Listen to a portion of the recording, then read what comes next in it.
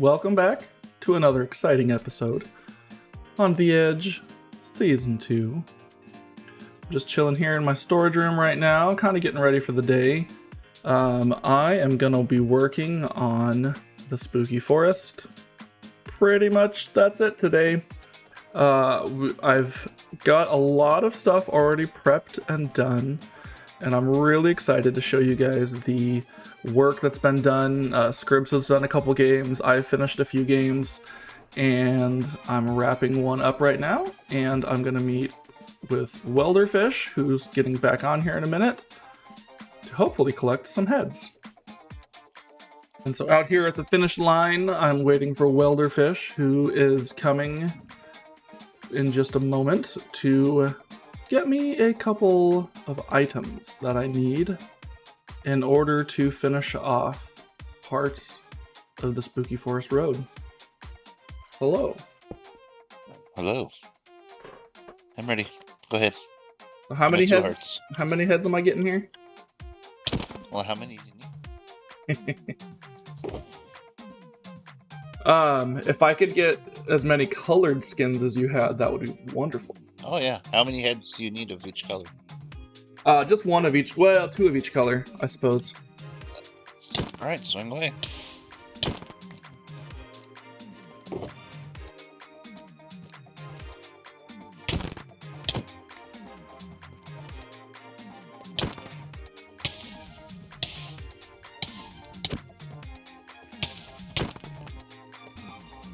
From the ropes.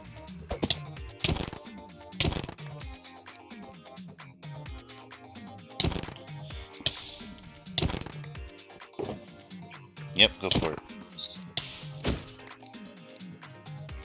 All right, so this is the section that I'm going to make the WelderFish section.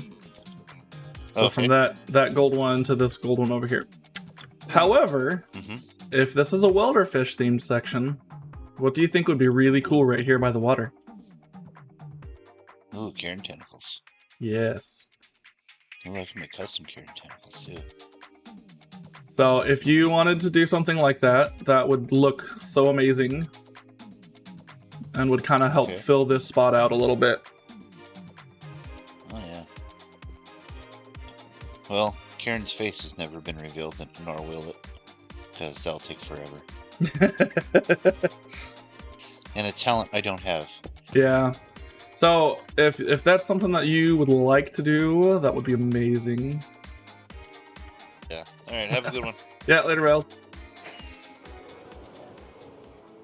And so this section here of the Spooky Road Forest is going to be the welder themed section, and I'm going to take and put one of each of these heads.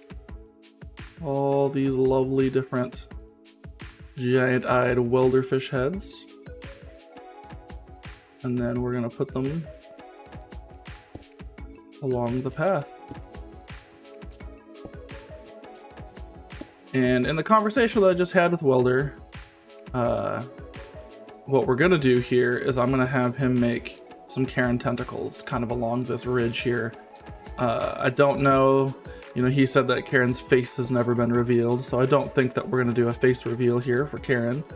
But each of these spots now is going to just kind of be a fun little welder-themed section. I think players will get a kick out of all the different things that he's done for the season. So I'm really excited that he's going to put some Karen tentacles here. It'll make this section look really, really super cool. Scribs has made some progress on this tree here, and it's looking pretty cool with its crying obsidian. I think that looks pretty awesome. Oh, and I built a tower. The first game that players will get to when they hit the start or the top of the tree is this game, which I believe I'm gonna call Tricky Towers, which is a pretty cool Tetris-like video game. But in this, I'm going to have a starting line, and players will race to the top of this kind of not super difficult, but little bit of parkour run.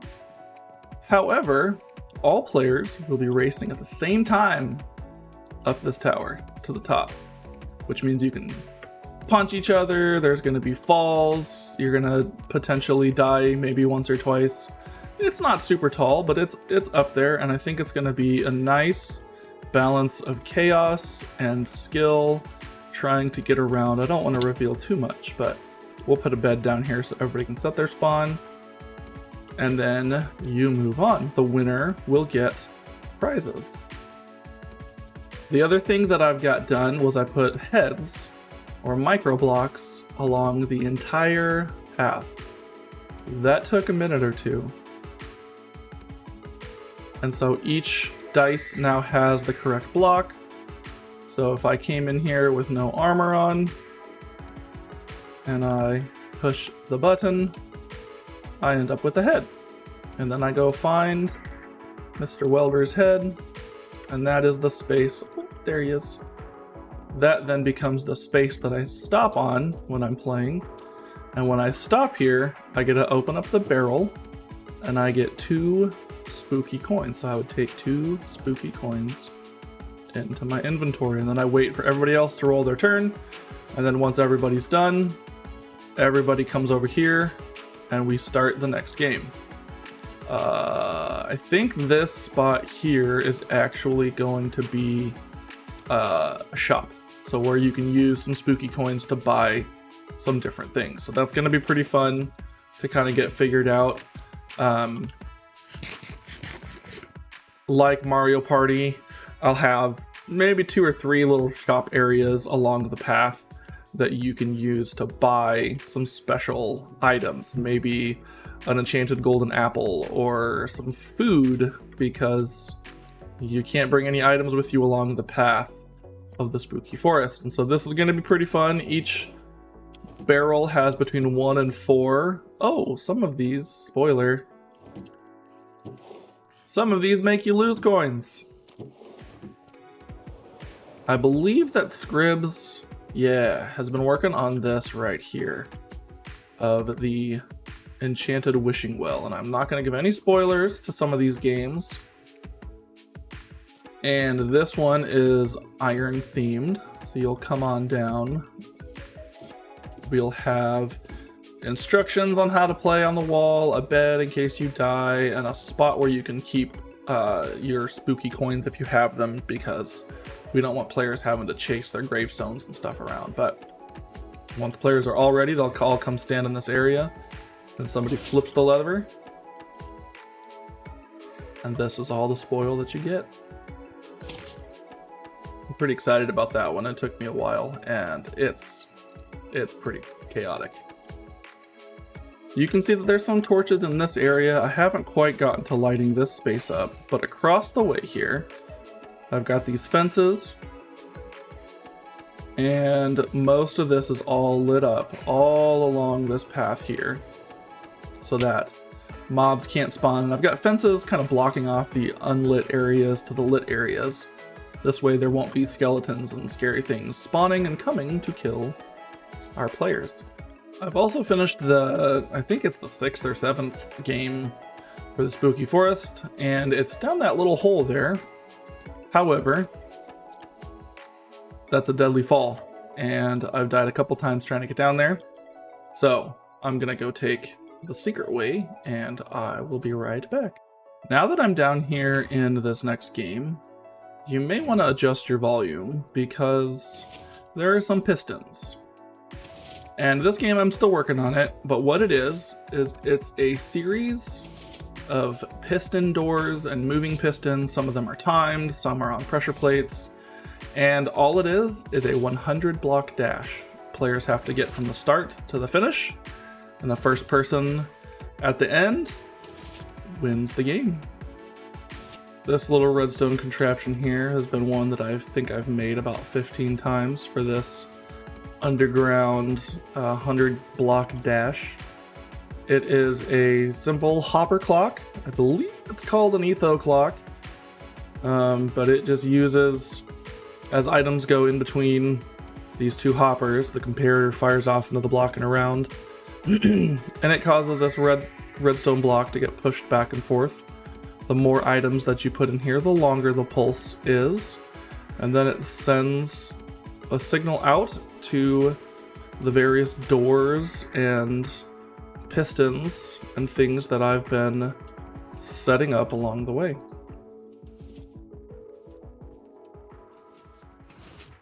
So I've got this little three-way section here, and so let me show you how I make these hopper clocks.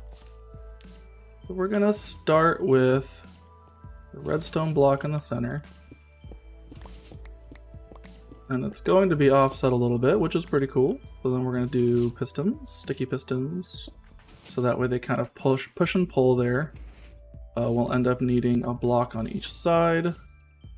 We'll need some comparators to show when blocks are full. Do this. Get up a bit.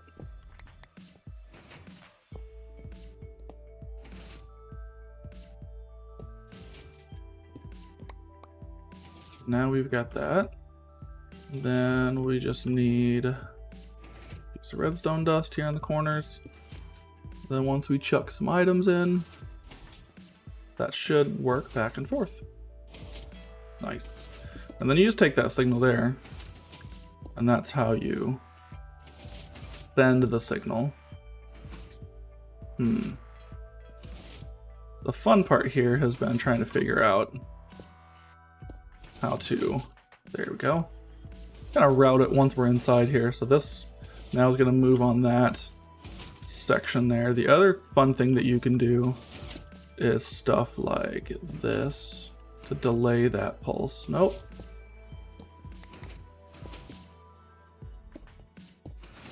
I wonder if I can do that with this guy.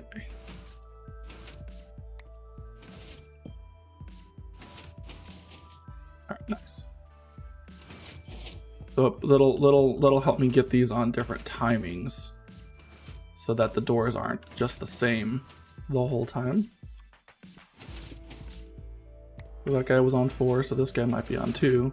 We'll see now we've got one timer sending these guys off at different speeds. So if you're trying to walk through, I think that's not fast enough.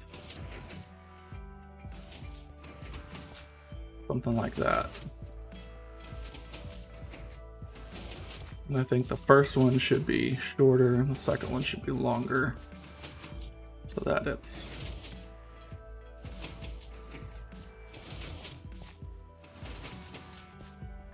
let's see how we like that. So I could take that signal, we can move it down. What we're gonna do, we're gonna move it down here.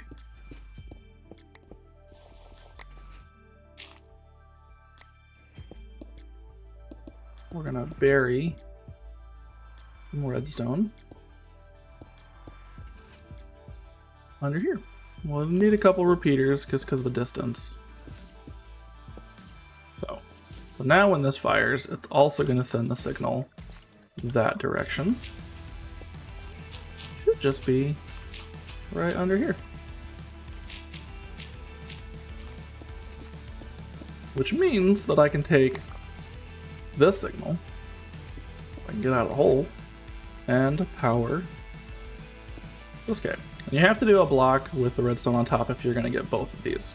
Again, I'm not a redstone expert, but that is how the redstone do. So if we just go bloop, bloop, bloop, bloop, bloop. I believe if I put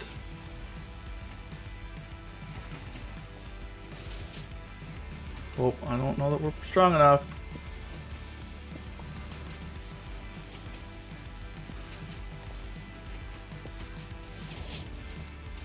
I put it on the bottom. There we go, repeater. Repeater.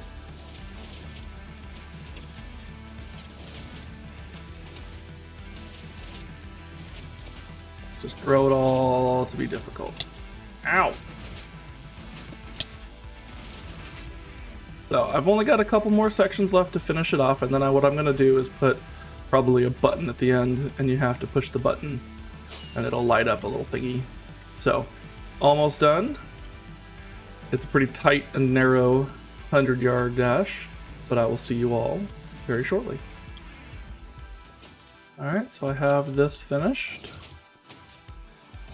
We're going to head down to the other end and put in a warp plate so that when you're done you end up back here. So let's go put that in and test that out.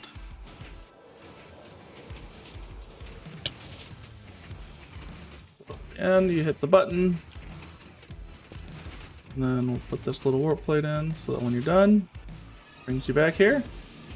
I guess I need to have a better way down. Probably just need to do this. As much as I don't like ladders. Hope that I have enough ladders. Nope.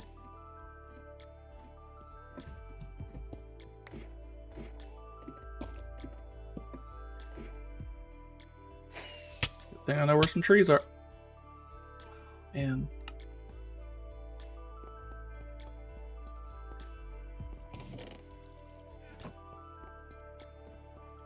Such is life. Just ride a skeletal horse along the way.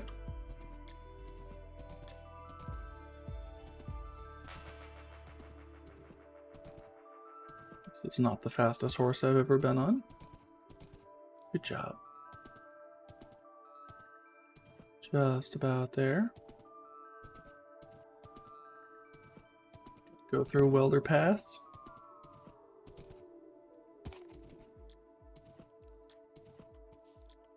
So then we'll come in here and pretty this up a little bit. One of the other things that I'm doing for the Spooky Woods is along the way, you might see some funny little Easter egg statue looking things, like a giant chicken or a frog fountain, to give a little height and depth to the Spooky Woods. Something I've been playing around with is adding some of these dark oak trees to the tops of other trees. It kind of gives a I'm in a really tall forest vibe as you're down and around in here, and so I'm going to add some more around to the other side there and see how thick we can make this forest so that it kind of feels like everything's really tall. But I keep running out of saplings, so I'm going to have to maybe talk to Lee and see if she's got some I can use.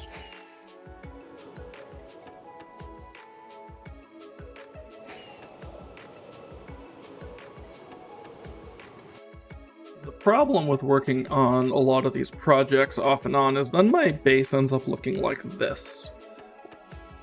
Lots of shulkers, just full of all kinds of stuff that I've been working on. Special heads, some shulkers, some more heads. In order for some of the prizes along the way of the Spooky Forest, for the special shops and then some winners boxes, I have enlisted the help of some of the other Edgemites, and I've asked them to put some donations over here by the spooky tree, so let's go check that out. Also, I forgot to say that I put some hair on the spooky tree, and I think it looks way better. It looks pretty cool. You can still see the little face in there. So let's see who dropped some stuff off. Oh my. That is a lot of ancient debris. Alright. Oh, that's a microblocks. Oh, nice. Some netherite ingots, dragon's breath. Oh, yeah. Nice. So I know that Kobold dropped these off. I actually had a few people drop off some other stuff that I've already been working on, the winners boxes. And so let's head back and put some of these together. Also, I just realized that I don't have any XP. What am I gonna do? Oh yeah.